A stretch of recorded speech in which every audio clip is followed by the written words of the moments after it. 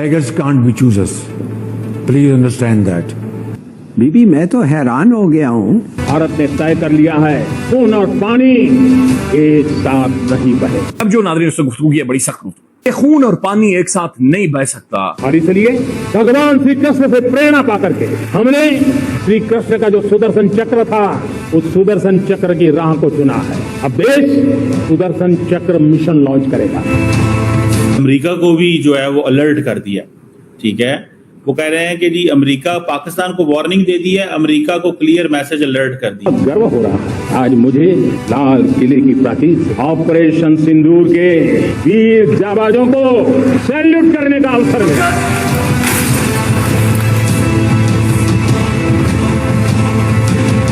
पाकिस्तान को जो है वो वार्निंग दे दी है और पाकिस्तान को ऑपरेशन सिंदूर के अंदर जो है वो वार्निंग दी है। अब मोदी की तकरीर उठाकर देखें नाज़रीन, लाल किले के पर इसने तकरीर की है। मोदी साहब ने ये कहा है मार्शल लॉ लगाने वाले भी नहीं कर सके जो इसने कर दिया। यार क्या जबरदस्त बात की एनके रिबॉन ने, मैं आपको पढ़ के बताता हूँ। मार्का हक की फातिहाना तकरीब जो जारी है उससे याद आया जंग की फतह भी झूठ थी और सिंतास मुआहदा अब तक मुअत्तल है।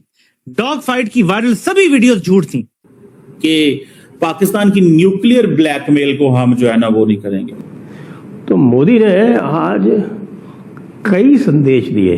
पहले तो ये कोई जंग नहीं थी, this was a near war, लेकिन ये फैक्ट है कि उन्होंने पहले 9 टारगेट्स एक्वायर किए, फिर आपके 11 बेसिस पे किया। आप तो ना हमने कोई जंग जीती, ये कोई ऐसी जंग नहीं थी, कॉन्फ्लिक्ट। हम लाते हैं टॉक शोज और अनलिमिटेड एंटरटेनमेंट सिर्फ YouTube पर। अगर आपने अभी तक हमारा चैनल सब्सक्राइब नहीं किया तो अभी सब्सक्राइब करें और बेल आइकॉन को क्लिक करके हमारी लेटेस्ट वीडियोस के बारे में अपडेट जानें। हम स्वदेशी मजबूरी में नहीं, मजबूती के साथ उपयोग करेंगे, मजबूती के लिए उपयोग करेंगे और जरूरत पड़ी औरों को मजबूर करने के लिए उपयोग करेंगे। ये हमारी ताकत होनी चाहिए। आत्मनिर्भरता का नाता हमारे सामर्थ्य से जुड़ा हुआ है और इसलिए हमारे सामर्थ्य को बचाए रखने, बनाए रखने और बढ़ाए रखने के लिए आत्मनिर्भर होना बहुत अनिवार्य है। उस सुदर्शन चक्र की राह को चुना है। आप में से बहुत लोगों को याद होगा जब महाभारत की लड़ाई चल रही थी, श्री कृष्ण ने अपने सुदर्शन चक्र से सूर्य के प्रकाश को रोक दिया था और दिन में ही अंधेरा कर दिया था। अब देश सुदर्शन चक्र मिशन लॉन्च करेगा। पीएम नरेंद्र मोदी ने अपने भाषण में साफ तौर पर आत्मनिर्भर हथियारों का जिक्र किया।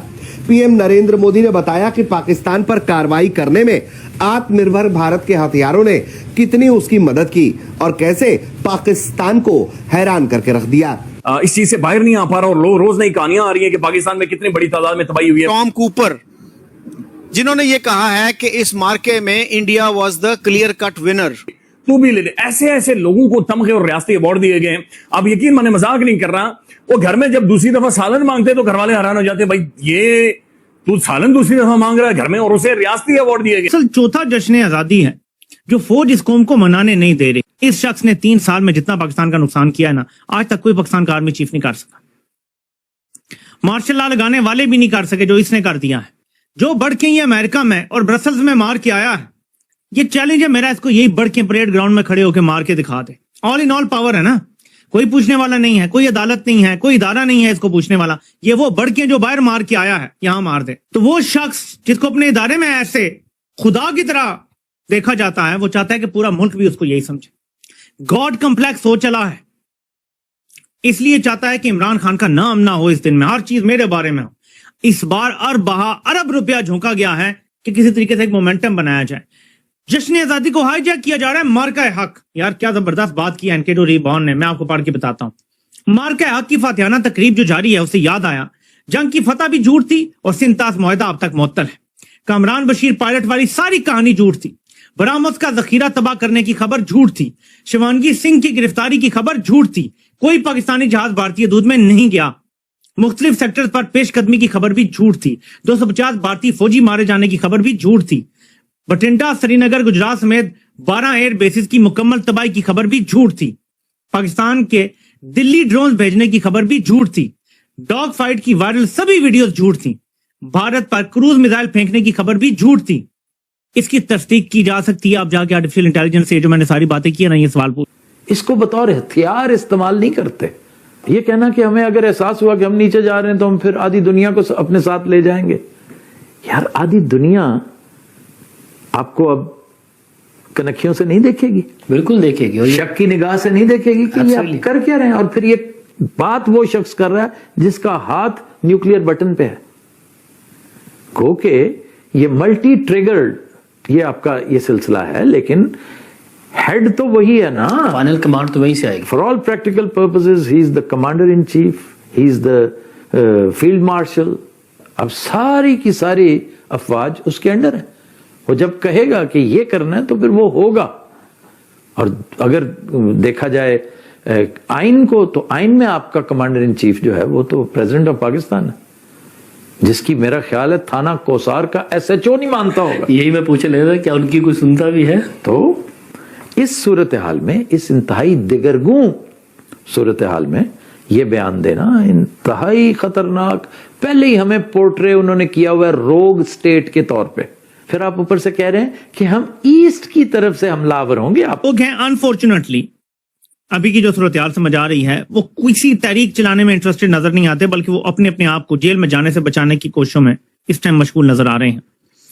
जब सूरत हाल इतनी गंभीर हो जाती है कि एक बंदा जिसने इस कौम को सेफ होने का एहसास दिलाया, दहशतगर्दी खत्म की, अमन इस मुल्क में आया, ड्रोन हमले खत्म हुए, लोगों को एहसास हुआ कि कोई हमें ओन करता है, उस शख्स को जेल में डाल दिया गया, तो अब पूरा मुल्क ऐसे है जैसे लोग यतीम हो गए हैं। यकीन माने सूरत हाल इस टाइम यह है कि जैसे पूरी कौम का बाप इस दुनिया में ना रहा हो, ऐसी सूरत हाल है। आप बलूचिस्तान के हालात देख लें, आप खैबर पख्तूनख्वा के हालात देख लें, आपको यही चीज नजर आएगी। पंजाब में लोग बोल नहीं रहे, लेकिन गुर्बत के जो हालात हैं आप तसव्वुर नहीं कर सकते। सिंध में भी ये हालात हैं, आप तसव्वुर नहीं कर सकते। ऊपर से टसूरी जैसे लोगों को फौज ने कौम के ऊपर मुसल्लत करके सिर्फ ये साबित करने की कोशिश की है कि सियासतदान तो होते ही इस तरह का कचरा, कचरे का ढेर है, इससे ज्यादा उनकी कोई हैसियत और औकात नहीं है। ये क्योंकि कंपनी का एक हमेशा से रहा है कि हमने जो सियासतदान है इसको हमने कमतर करके दिखाना है, इसको हमने गलीज किरदार वाला दिखाना है, ताकि हम लोग बेहतर नजर आए, हम ऊंचे नजर आए, हम ऊपर नजर आए। ये हमेशा से फौज का मोडस ऑपरेंडी रहा है। लेकिन मैं यहां थोड़ा सा ऐड करना चाहता हूं, क्योंकि मुझे जो सूरत हाल नजर आ रही है वो बड़ी खराब होती नजर आ रही है। हाफिज साहब इस टाइम ताकत के नशे में चूर हैं, उन्हें अंदाजा नहीं है, ऊपर से उनके पॉलिसी इतने ज्यादा हैं। देखिए ना, एक बंदे का ऐसा खौफ है। अभी मैं आज एक सद्दाम हुसैन का एक क्लिप देख रहा था 1979 का, उसमें वो एक जगह खिताब कर रहा है, किसी हॉल में बैठे हुए काफी ज्यादा लोग हैं, और वहां पे वो कहता है कि मैं भी कुछ लोगों के नाम लूंगा, आप खड़े हो जाएं, पार्टी के मंशूर या पार्टी के हवाले से क्या है वो बताएं, और फिर आप यहां से हॉल से बाहर निकल जाएं। ऐसे ही होता है, एक खड़ा होता है, दूसरा खड़ा होता है, तीसरा खड़ा होता है।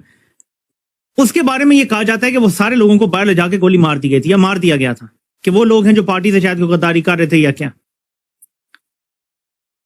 ये जो होते हैं ना डिक्टेटर्स, इनकी सोच ये होती है कि जो मेरे मुखालिफ होगा वो वाजिबुल कत्ल है।